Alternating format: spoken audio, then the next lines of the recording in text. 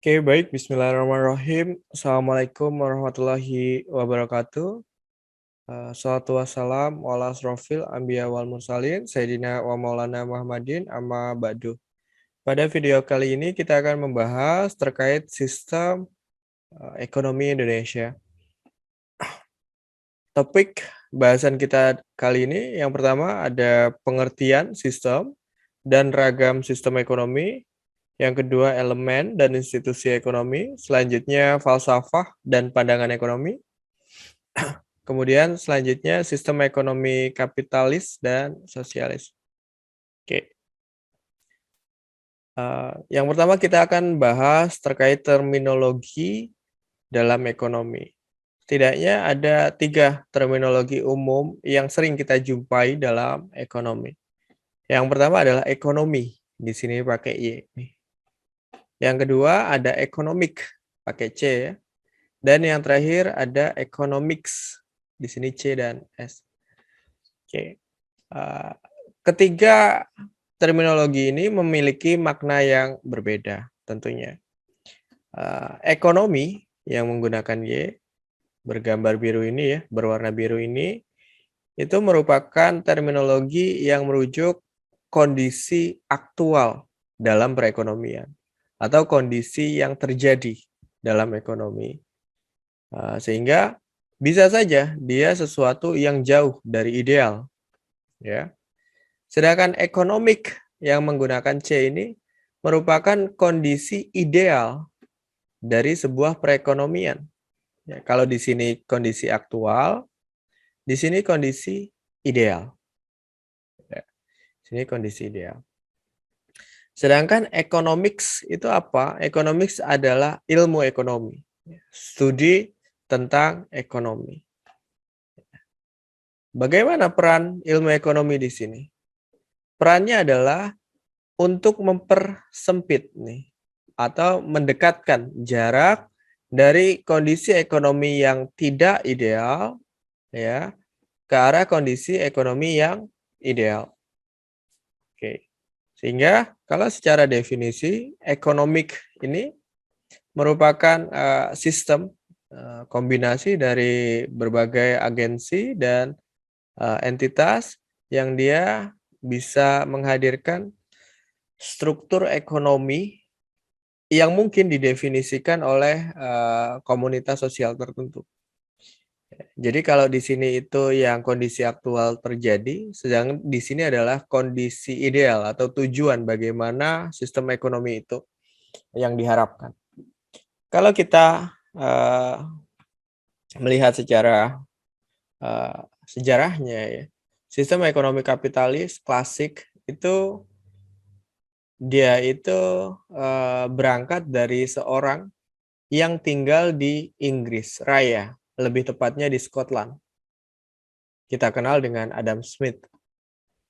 Adam Smith itu dia lahir di Scotland, tinggal di Scotland. Maka suka atau tidak suka lingkungan sosial juga mempengaruhi pandangan mereka terhadap ekonomi, pandangan dia terhadap ekonomi. Oke, Inggris itu, Inggris Raya ya, United Kingdom. Dia dikenal juga sebagai Silent Kingdom. Bangsa kerajaan yang senyap. Individualisme di sana sangat tinggi. Ya, bahkan dosen saya, ya, salah seorang dosen saya yang pernah berkuliah di Inggris itu pernah mengatakan ada seorang lansia, ya, yang lansia mengatakan kepada beliau, tolong temani saya, hanya sekedar untuk ngobrol saja. Dia tidak punya teman untuk ngobrol. Dan dia sangat senang saat diajak ngobrol dengan dosen saya kala itu, kala beliau masih berkuliah di sana. Itu artinya apa? Individualistik mereka sangat tinggi sebagai sebuah bangsa. Hal itu sangat kontras dengan keadaan di Indonesia. Di Indonesia individualistik kita rendah. Sistem sosial kita itu arahnya ke komunal, kebersamaan, gotong royong dan lain sebagainya. Sehingga sangat mungkin tujuan ekonomi atau sistem ekonomi ideal yang diharapkan kita sebagai bangsa Indonesia itu berbeda dengan apa yang diharapkan oleh Adam Smith. Walaupun memang ke arah semakin ke sini kita memang arahnya semakin kapitalis ya. Namun tetap saja ada unsur-unsur komunal sosial yang tidak bisa sepenuhnya tepat kalau kita kalau kita samakan dengan kondisi di Inggris. Sehingga apa yang terbaik di Inggris belum tentu itu juga terbaik di Indonesia. Ya, sehingga bisa saja ada penyesuaian-penyesuaian kapitalistik yang ada di Indonesia, misal. Oke, kita lanjut ke sistem ekonomi. Setidaknya ada 4 sistem ekonomi. Yang pertama, terencana atau sosialis. Sosialis itu di sini ya, terencana, terpusat, komando, itu adalah sosialis. Kemudian ada mekanisme pasar atau kapitalis. Kemudian ada campuran antara sosialis dan kapitalis. Dan selanjutnya ada Islam. Ya. Kenapa Islam letaknya di sisi mekanisme pasar? Karena Islam mendukung mekanisme pasar. Ya. Islam mendukung itu mekanisme pasar. Yang tidak boleh dalam Islam adalah misal ya, yang membedakan antara mekanisme pasar kapitalistik dan Islam itu bukan mekanisme pasarnya yang membedakan antara Islam dan kapitalis. Islam mendukung mekanisme pasar, namun Islam memberi batasan kepada apa-apa yang boleh ada di dalam pasar, kepada apa saja yang boleh dilakukan di pasar, bagaimana pasar itu berjalan, dan lain sebagainya. Ya. Bahkan baginda Nabi besar Rasulullah Shallallahu Alaihi Wasallam itu dia pernah menemui pedagang. Dan pedagang itu menjual barang yang sudah busuk. Ya. Kemudian dia ditegur oleh Rasul. Karena nggak boleh barang itu dijual di pasar. Karena itu merugikan pembeli. Kemudian ada institusi yang dia mengecek timbangan, mentera ulang timbangan. Agar apa? Jangan sampai timbangan itu tidak sesuai. Oke. Nah, kemudian Islam juga melarang barang-barang yang haram. Kalau dia haram, maka dia tidak boleh diperjualbelikan. Islam juga melarang penimbunan. Karena apa? Kalau terjadi penimbunan, maka pasar akan rusak. Mekanisme pasar, iya, dia tetap berjalan mekanisme pasarnya. Namun, harga menjadi merugikan pihak lain. Hingga kalau dari sisi mekanisme pasar, Islam tetap mendukung mekanisme pasar, namun Islam memberikan arahan agar pasar itu berjalan dengan semestinya. Sehingga di sini saya meletakkan Islam atau ekonomi Islam itu pada sisi kapitalis, pada sisi mekanisme pasar. Namun secara sederhana bahwa Islam itu membentuk yang kita sebut dengan justice ekonomi. Justice market, bukan free market. Kalau kapitalis, ya dia free market ya. Bagaimana pasar itu bisa sebebas-bebasnya. Tapi dalam Islam arah kita adalah ke justice market. Jadi pasar bisa menjalankan fungsi yang seadil-adilnya. Oke, kita masuk ke elemen dalam sistem ekonomi. Yang pertama ada unit ekonomi, yang kedua pelaku ekonomi, yang terakhir ada lingkungan. Unit ekonomi, rumah tangga, perusahaan, serikat buruh, instansi pemerintah, dan lembaga-lembaga lain yang berkaitan dengan kegiatan ekonomi. Kemudian pelaku ekonomi ada konsumen, produsen, buruh, investor, dan pejabat yang terkait. Yang terakhir ada lingkungan, sumber daya alam, sumber daya manusia, capital, dan teknologi. Oke, memang dalam perhitungan ekonomi, kita seringkali melupakan dampak lingkungan yang terjadi. Hampir seluruh negara di dunia itu, termasuk kita, ya, dalam menghitung pertumbuhan ekonomi, dia tidak pernah mengkurangkannya dengan dampak lingkungan yang terjadi. Seharusnya dalam perhitungan ekonomi itu juga menilai tuh, seharusnya dikurangi dengan berapa kerusakan lingkungannya, itu idealnya. Tapi sampai hari ini secara perhitungan itu tidak pernah dihitung berapa besar dampak kerusakan lingkungannya. Walaupun memang, campaign terhadap, lingkungan misal seperti Sustainable Development Goal, Sustainable Energy, energi baru terbarukan itu ya, kemudian isu-isu lingkungan, green economy dan lain sebagainya, itu mulai digalakkan ya, sudah mulai digalakkan sejak lama, namun sampai hari ini perhitungan ekonomi itu belum pernah benar-benar menghitung dampak kerusakan lingkungan yang terjadi. Perhitungan PDB kita, GDP kita sampai hari ini itu tidak pernah mengurangkan pertumbuhan ekonomi ya dengan kerusakan lingkungan yang terjadi. Sehingga isu lingkungan ini perlu diperhatikan. Oke. Selanjutnya fungsi elemen sistem ekonomi. Di sini ada konsumsi, produksi, distribusi, regulasi, dan investasi.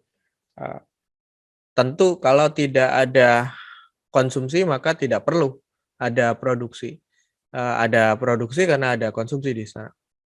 Namun setelah produksi konsumsi ada masalah baru, yaitu distribusi. Bagaimana hasil produksi ini bisa didistribusikan kepada mereka yang membutuhkan. Untuk siapa produksi ini didistribusikan?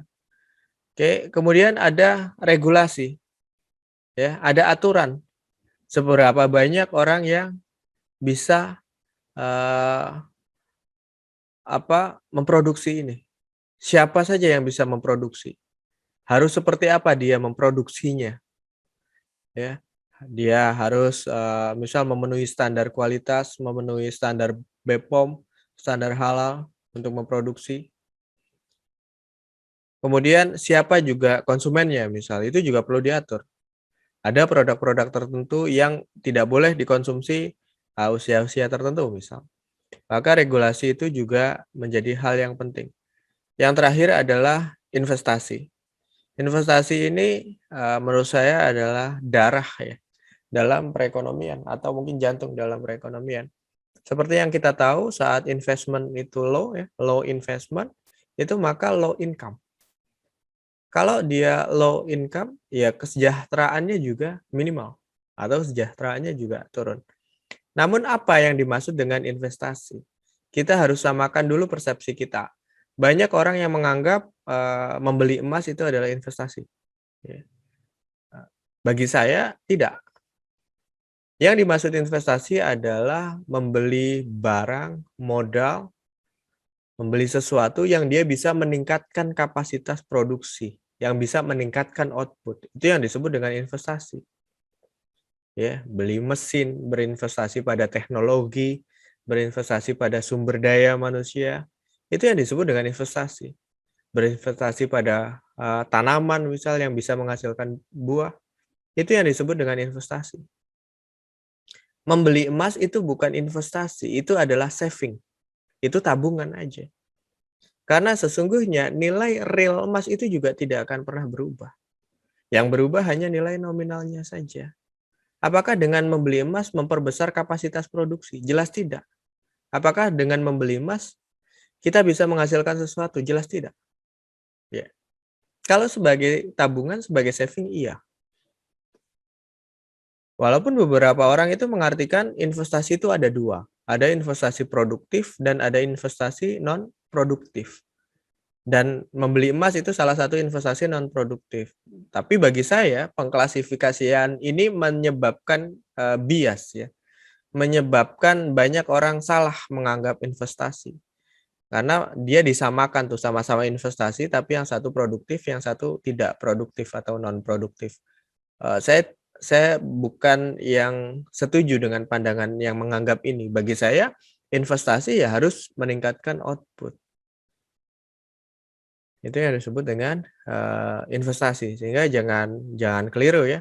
Yang dimaksud investasi, dia itu harus bisa memperbesar kapasitas output atau setidaknya bisa mengurangi depresiasi atau penurunan output yang dihasilkan dari investasi yang sudah lalu. Itu setidaknya investasi. Kita lanjut ke institusi ekonomi. Ada norma, peraturan, dan faham. Yang pertama norma, ada agama, adat, istiadat, tradisi, etika profesi, terutama kita di timur ya, negara-negara timur itu adat istiadat tradisi itu cukup kental. Yang kedua peraturan, mulai dari undang-undang dasar sampai dengan surat keputusan, surat resmi, dan lain sebagainya. Yang terakhir ada faham, pandangan hidup, cara hidup, atau ideologi tertentu yang dianut ya. Sekali lagi pandangan hidup orang itu masing-masing. Misal tadi di awal saya analogikan dengan Adam Smith, dia lahir di Inggris, individualistik, dia menjadi yang terbaik gitu. Sedangkan pandangan hidup orang Indonesia mungkin berbeda. Ya, misal pandangan hidup orang Jawa, misal mangan ora mangan, yang penting kumpul, misal. Itu adalah pandangan yang sangat komunal, ya, pandangan yang sangat sosialis, kebersamaan, ya. Komunal itu berasal dari to commune ya, untuk bersama, membersamai. Hingga kaya jika sendirian, sukses jika sendirian itu juga bukan tujuan hidup bagi orang Jawa misal. Tapi mereka lebih senang ya biasa saja, tapi mereka bisa tetap bersama. Sehingga pandangan-pandangan seperti ini itu yang mewarnai perkembangan ekonomi, ciri-ciri ekonomi sebuah negara. Orang Indonesia itu nggak akan terlalu memusingkan, misal terutama orang-orang di desa itu nggak akan terlalu memusingkan kondisi corona misal, sebagai misal, selama mereka masih bisa makan, ya. Tapi orang-orang di kota belum tentu demikian, karena mereka sudah punya individualistik yang tinggi, karena mereka sangat bergantung kepada usaha mereka sendiri terhadap gaji dan lain sebagainya. Nah, jadi faham-faham seperti ini itu cukup mempengaruhi warna dalam perekonomian sebuah negara. Kemudian tujuan sistem ekonomi menentukan apa, berapa banyak, bagaimana produksi dan jasa yang dibutuhkan akan dihasilkan. Saya kira ini pertanyaan dasar ya dalam ekonomi. What, how, dan for whom. Kemudian mengalokasikan PNB untuk konsumsi rumah tangga, konsumsi masyarakat, penggantian modal, investasi. Oke, kemudian selanjutnya mendistribusikan pendapatan nasional di antara anggota masyarakat, misal upah, keuntungan perusahaan, bunga, dan sewa. Jadi seberapa besar sih upah? Upah itu kan artinya bagian untuk masyarakat ya, atau mungkin bagaimana regulasi terkait upah, apakah perlu itu upah minimal dan lain sebagainya. Karena kalau kita membaca atau belajar makronya Keynes, itu justru kebijakan upah minimal itu membuat adanya unemployment ya. Dengan adanya upah minimal itu maka menciptakan unemployment. Karena apa? Karena bisa saja supply and demand dari tenaga kerja itu di bawah dari upah minimal, sehingga tercipta excess supply. Sehingga itu disebut dengan unemployment atau pengangguran. Namun dengan tidak adanya upah minimal itu, tingkat pengangguran bisa saja direduksi sampai pada titik terkecil. Namun kita hanya tidak akan membahas isu ekonominya saja, melainkan juga bagaimana politik dan lain sebagainya, karena upah minimal itu sesuatu yang sangat sensitif, ya. Kalau dia disentuh, oh maka terjadi demo besar-besaran seperti tahun lalu waktu, Undang-Undang Cipta Kerja itu sempat berhembus isu penghapusan, upah minimal, maka itu didemo besar-besaran. Kemudian keuntungan perusahaan, bunga, seberapa besar bunga yang diterapkan atau bagaimana mekanisme bunga dan lain sebagainya, dan kita punya institusi ekonominya, kita punya bank sentral yang mengatur itu, setiap bulan mereka mengadakan RDJ untuk menentukan berapa besaran bunga dan selanjutnya, berapa sewa ya yang wajar yang diterapkan untuk setiap, eee, apa namanya, modal atau barang-barang modal.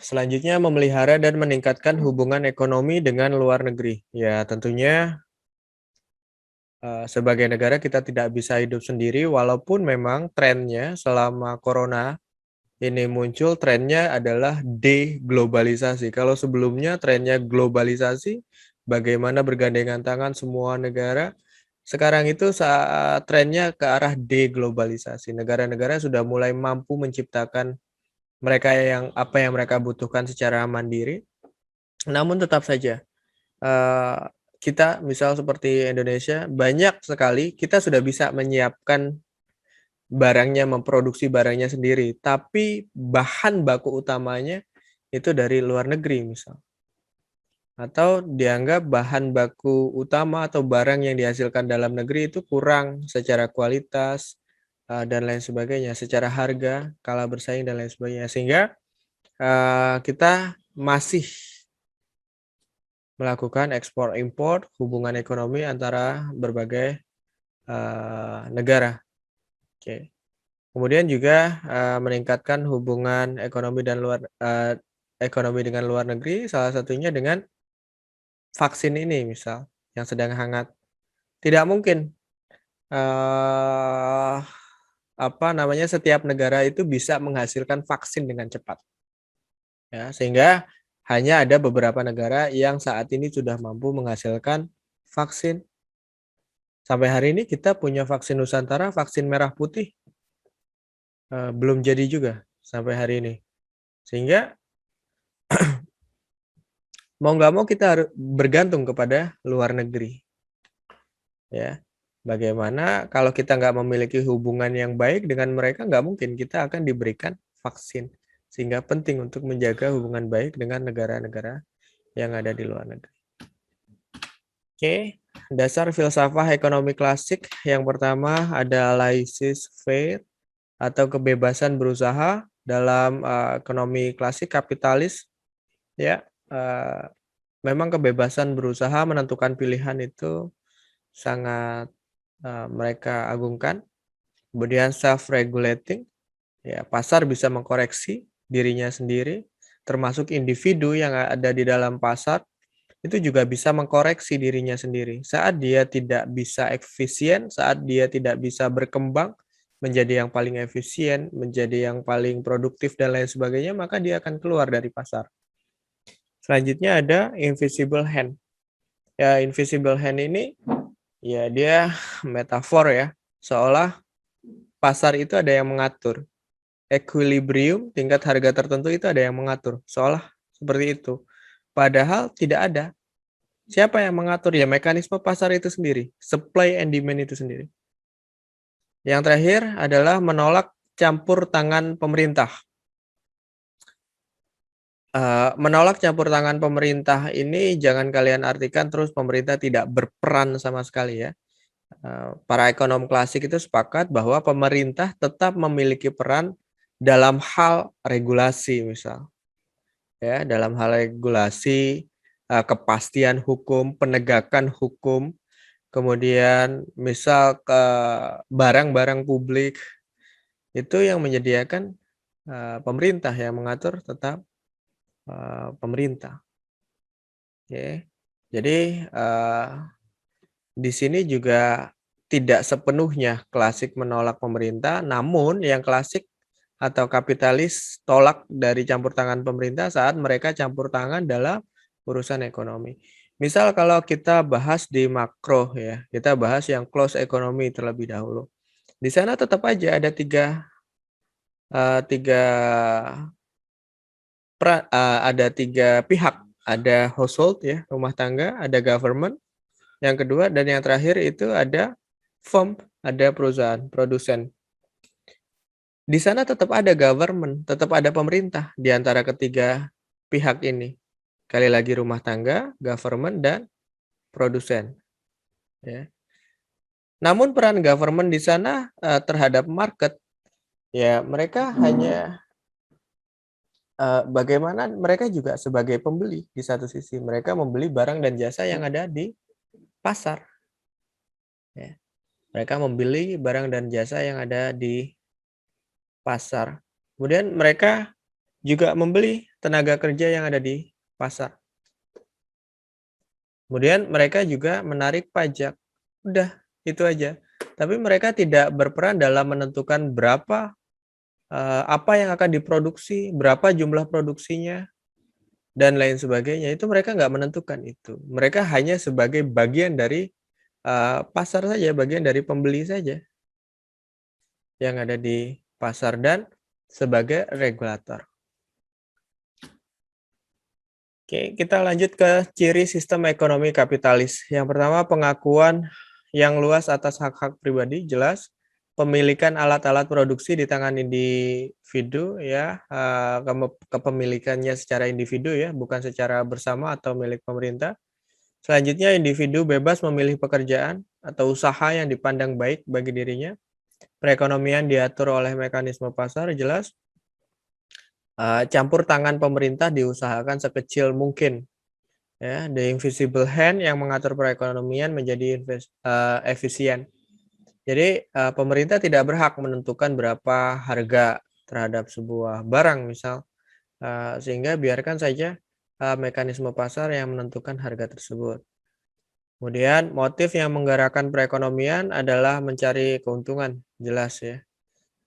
Motifnya tetap adalah mencari keuntungan dalam ekonomi kapitalis karena kepemilikannya juga kepemilikan individu, usahanya juga usaha individu, bukan usaha kolektif. Kalau usaha kolektif, ya motif utamanya tidak akan mencari keuntungan, tapi mencari kemanfaatan bersama. Yang terakhir, manusia dipandang sebagai makhluk homo economicus yang mengejar kepentingan atau keuntungan sendiri. Kembali, karena dia usahanya juga secara individu, kemudian kepemilikannya secara individu, maka dia juga akan terdorong mengejar kepentingan secara individu atau individualistik. Karena juga kalau dilihat dari konstruksi sejarahnya, sistem ekonomi kapitalis ini berasal dari Eropa. Yang kita kenal salah satu tokohnya adalah Adam Smith, yang dia tinggal di Inggris dengan Silent Kingdom-nya, dengan individualismenya, individualistiknya. Oke, kerangka dasar kapitalis. Yang pertama ada scarcity, value, dan price. Scarcity, jangan kalian anggap bahwa sesuatu yang langka, yang tidak ada di bumi, sesuatu yang menyangkut dengan sumber daya alam habis dan lain sebagainya, belum tentu. Ya, kelangkaan yang dimaksud di sini bukan hanya jumlahnya sedikit, ya, namun juga bisa saja sesuatu yang dibutuhkan tapi belum ada di pasar, itu juga scarcity. Seorang pebisnis, ya, yang tentunya dia menggunakan paham-paham kapitalis. Dalam kita mencari sebuah barang, menentukan apa yang akan kita produksi, itu pasti kita melihat apa yang dibutuhkan namun tidak ada. Seperti Gojek, apakah Gojek dibutuhkan? Apakah Gojek sebelum berdiri itu dibutuhkan? Ya, ternyata dia dibutuhkan sebenarnya. Apakah ada? Belum ada ojek yang harganya jelas, ya, pengemudinya jelas, bahkan pengemudi itu bisa kita lihat track record-nya, dan lain sebagainya. Karena sebelumnya ojek-ojek konvensional harganya tidak jelas, pengemudinya tidak jelas, kendaraan yang digunakan tidak jelas. Kadang-kadang penumpang itu justru dirugikan karena ketidaktahuannya.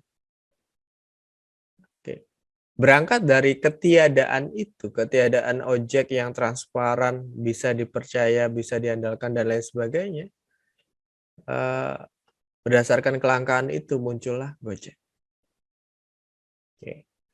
Sehingga scarcity itu juga bukan hanya kelangkaan barang dan jasa karena habis digunakan saja, tapi juga bisa diartikan barang memang yang tidak ada di market, sehingga itu menentukan apa yang akan diproduksi. Yang kedua ada value. Value itu nilai, ya. Value dan price atau harga itu sering disamakan. Nah, tapi sebenarnya value itu beda. Apa sebenarnya value dan price? Price atau harga itu adalah apa yang kita bayar.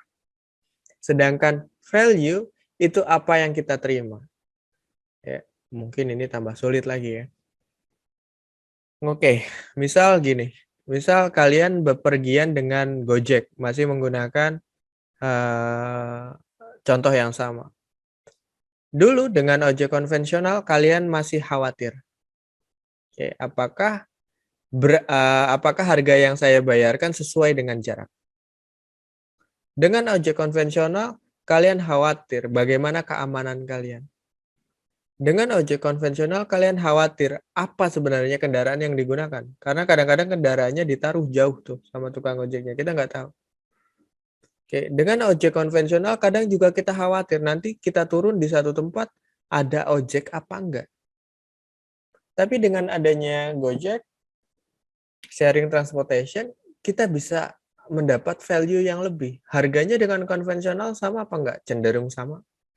Tapi value yang kita dapatkan keamanan, transparansi, kenyamanan, dan reliability ya, bisa diandalkan. Itu kita dapatkan. Dan itu nilainya jauh lebih besar daripada apa yang kita bayarkan. Mungkin kita ngojek cuma 10.000 misal. Tapi ada value, kenyamanan, dan lain sebagainya yang nilainya jauh lebih besar dari 10.000. Atau mungkin juga ojeknya ramah-ramah, karena kalau nggak ramah, dia diberikan rating yang jelek, hingga keramahan itu juga menjadi value tertentu yang lebih besar ya, yang lebih besar dari harga yang dibayarkan. Kemudian terkait yang terakhir adalah price, yaitu harga dan peranan dalam produksi, distribusi, dan konsumsi. Ya jelas ya, harga itu penting, dan itu yang menentukan bagaimana supply and demand berlaku di pasar. Kelebihan dan kelemahan kapitalis. Kelebihan lebih efisien dalam memanfaatkan sumber daya dan distribusi. Kreativitas masyarakat menjadi tinggi karena adanya kebebasan melakukan segala hal, ya. Ya jelas kreativitas masyarakat menjadi tinggi ya, karena dia bebas menentukan. Pengawasan politik dan sosial minimal, karena tenaga, waktu, dan biaya yang diperlukan lebih kecil. Ya, iya karena mereka berproduksi ditentukan oleh mekanisme pasar, bukan mekanisme politis. Pola produksi aset dikuasai individu melahirkan kesadaran individualisme atau masyarakat kapitalis. Ya jelas ya, karena usaha dia sendiri, kemudian kepemilikan aset itu sendiri, maka ya kesadaran tidak menimbulkan kesadaran kolektif, melainkan kesadaran individualistis. Kelemahan, tidak ada persaingan sempurna, yang ada persaingan tidak sempurna dan persaingan monopolistis. Ya, sebenarnya ini debatable karena beberapa orang itu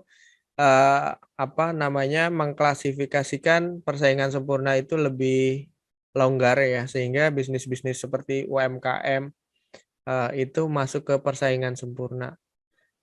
Tapi memang ada constraint tertentu yang dianggap persaingan sempurna itu tidak ada. Misal constraint dari sisi modal dan lain sebagainya, karena akses permodalan kita itu masih belum inklusif, sehingga itu salah satu barrier pasar menjadi kurang sempurna misal. Selanjutnya sistem harga gagal mengalokasikan sumber-sumber secara efisien karena adanya faktor eksternalitas, tidak memperhitungkan yang menekan upah buruh dan lain sebagainya. Sebenarnya memang kalau kita lihat dari sistem harga ya, menurut saya kadang itu terjadi sesuatu yang over, sesuatu yang berlebihan.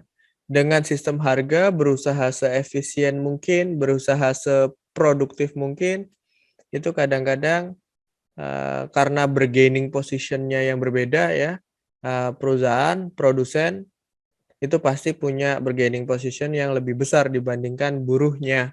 Sehingga buruh kerap kali itu menjadi pihak yang dirugikan. Ya, ya tentunya karena memang persaingan yang menuntut paling efisien, paling produktif dan lain sebagainya. Sehingga itu kadang tidak memperhitungkan kesejahteraan pihak-pihak lain. Oke, kebijakan kapitalistik di Indonesia, penghapusan berbagai subsidi pemerintah pada komoditas strategis BBM listrik secara bertahap ya, diserahkan ke mekanisme pasar, membuat harga-harga meningkat. Ya, ini salah satu contoh kebijakan kapitalistik yang ada di Indonesia. Ya, namun saya pada posisi yang setuju. Karena apa? Karena kebijakan ini seringkali tidak tepat sasaran. Banyak orang yang kemana-mana menggunakan kendaraan roda 4, menggunakan mobil. Tapi waktu dia isi di pom, itu mereka ngisi dengan BBM subsidi misal. Padahal itu untuk masyarakat miskin. Tapi kemana-mana mereka bawa mobil isinya premium atau pertalite. Sehingga ini seringkali tidak tepat sasaran. Ini lebih diarahkan pada kebijakan-kebijakan politis dibanding kebijakan ekonomi sebenarnya. Kemudian nilai kurs diambangkan secara bebas atau floating rate ya. Sebelumnya kita pernah pada rejim fixed rate, namun karena fixed rate itu membutuhkan devisa yang besar, sekarang kita berada pada rezim floating rate. Terakhir, privatisasi BUMN yang membuat sektor kepemilikan umum dikuasai oleh swasta. Memang sekarang itu arahnya adalah privatisasi BUMN. Yang tadinya BUMN itu milik pemerintah, milik negara, namun arahnya sekarang diprivatisasi menjadi milik masyarakat ya, milik privat. Oke, privatisasi seperti ini baik apa tidak? Kalau menurut pandangan saya baik. Karena apa? BUMN ini rata-rata dia di sektor yang sangat strategis, di sektor yang sangat besar, di sektor-sektor yang sangat menentukan.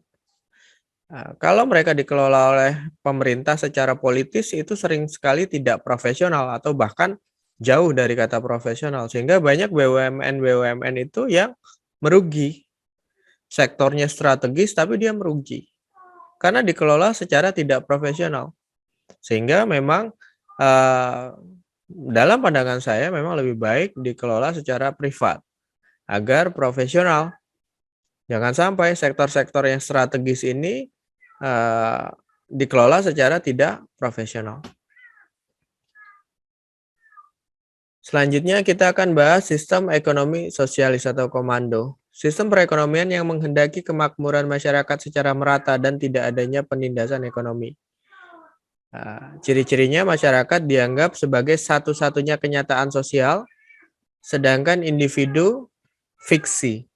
Maksudnya apa individu-individu ini fiksi? Maksudnya kebutuhan, keinginan individu, harapan individu itu tidak penting. Yang penting adalah kebutuhan masyarakat, kebutuhan bersama.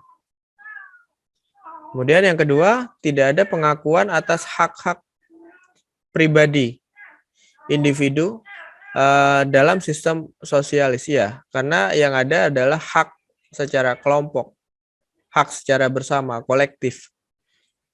Pemerintah bertindak aktif mulai dari perencanaan, pelaksanaan, hingga tahap pengawasan. Jadi pemerintah memiliki peran yang sangat besar, dalam satu sisi juga memiliki, kewenangan yang sangat besar. Oke, kita lanjut ke kelebihan, sosialis, alat produksi, dan kebijakan ekonomi semuanya diatur negara, pola produksi atau aset dikuasai masyarakat melahirkan kesadaran kolektivisme, sense of belonging-nya tinggi, merasa memilikinya tinggi. Sehingga apa? Sehingga harapannya, aset-aset itu jika dia dimiliki atau dikelola bersama, itu juga dijaga, lebih banyak yang menjaga.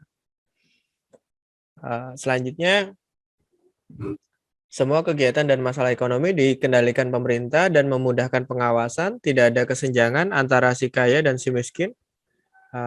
Ya, salah satu ciri sosialis itu, ketimpangan mereka rendah, mudah melakukan pengaturan terhadap barang jasa yang akan diproduksi sesuai dengan kebutuhan masyarakat dan, mudah ikut campur dalam pembentukan harga. Bukan mudah lagi, tapi memang ditentukan oleh pemerintah.